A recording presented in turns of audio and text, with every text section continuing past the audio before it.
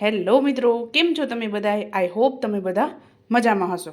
તો આજની આપણી રેસીપી છે લીલા વટાણા, તુવેર અને વાલ બટેકાનું શાક. આ ત્રણેય વસ્તુ આપણે લીલા જ લીધેલા છે. તો ચાલો રેસીપી સ્ટાર્ટ કરીએ. તો તેના ઇન્ગ્રીડિયન્ટ્સ જોઈ લઈએ.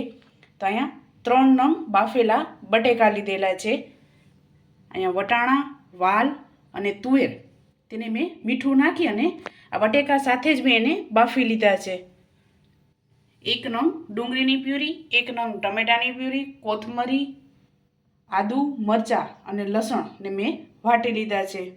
સ્વાદ અનુસાર મીઠું, 1 ટીસ્પૂન હળદર, 2 ચમચી કશ્મીરી મરચું, વઘાર માટે આખું જીરું, ધાણા જીરું અને હિંગ, અને શાકનો રસો કરવા માટે પાણી, અને મોટા 5 ચમચા જેટલું તેલ લીધેલું છે. તેલ આપણે ગરમ મૂકી દીધું છે.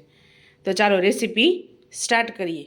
આમાં તમે બટેકા અને વટાણા કાચા પણ લઈ શકો છો. એને આપણે તરીને વઘાર કરી શકીએ. પણ અહીંયા મેં બટેકા નવા લીધેલા છે એટલે મેં બાફીને જ એડ કરેલા છે. કેમ કે નવા બટેકાને ચડતા થોડીક વાર લાગે છે. તેના માટે મેં મીઠું નાખી અને બાફી લીધા છે. આને તમારે કાચા લેવા હોય તો તમે કાચા પણ લઈ શકો છો. તો ડાયરેક્ટ સીધો આપણે કુકરમાં જ વઘાર કરવાનું રહેશે. તો જ્યાં સુધી આપણું તેલ ગરમ થાય છે ત્યાં સુધી આપણે બટેકાનું કટિંગ કરી લઈશું.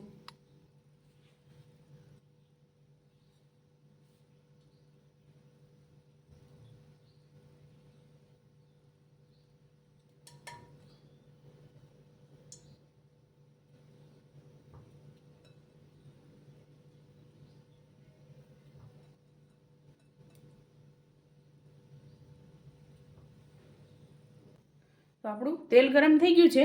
સૌપ્રથમ આખું જીરું એડ કરશું.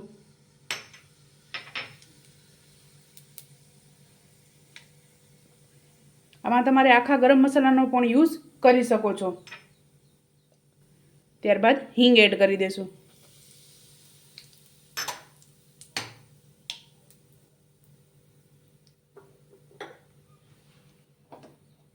અને ડુંગળીની પ્યુરી એડ કરી દેશું. ડુંગળીને આપણે ગોલ્ડન બ્રાઉન કરવાની છે. જે લોકો ડુંગળી ન ખાતા હોય તે સ્કીપ કરી શકે છે. ડુંગળીની જગ્યાએ તમે રાઈ, જીરું અને લીલા લીમડાનો વઘાર કરી શકો છો.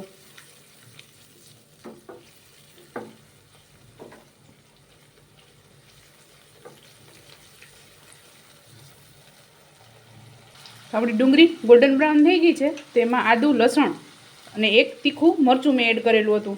તો તે ખાંડેલું છે તે એડ કરી દેશું.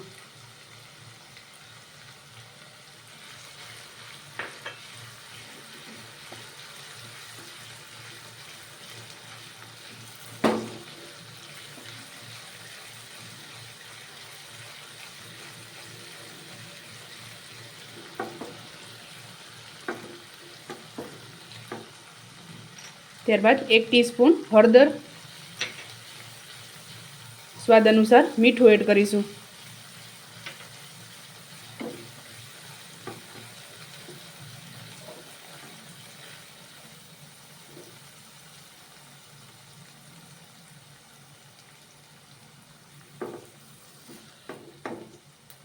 ત્યારબાદ ધાણા જીરું 2 ચમચી.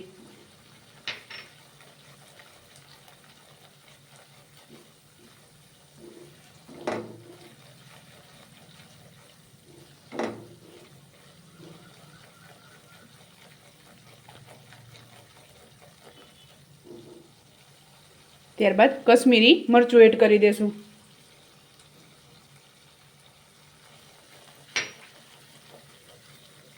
કશ્મીરી મરચું નાખીને તરત જ આપણે ટમેટાની પ્યુરી એડ કરી દેવાની છે.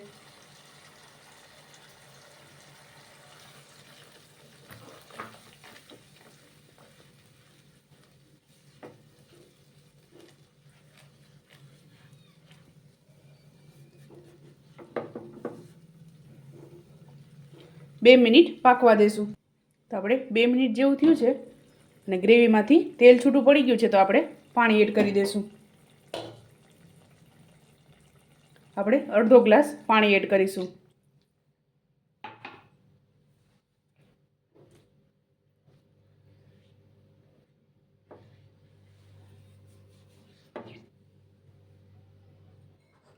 ત્યારબાદ બટેકા એડ કરી દઈશું.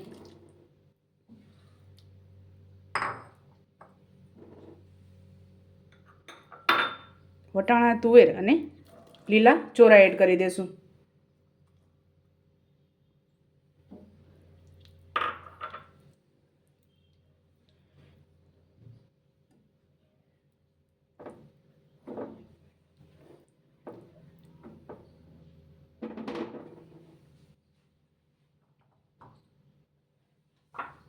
ત્યારબાદ કોથમરી એડ કરી દઈશું.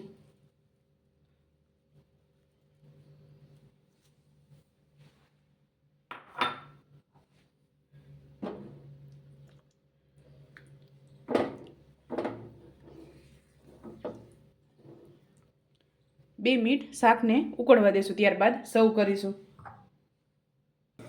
તો આપણું શાક રેડી થઈ ગયું છે, તો આને સર્વ કરી લેશું.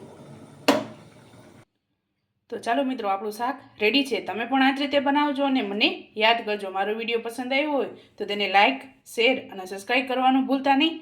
તો ચાલો મળીએ નેક્સ્ટ વિડીયોમાં.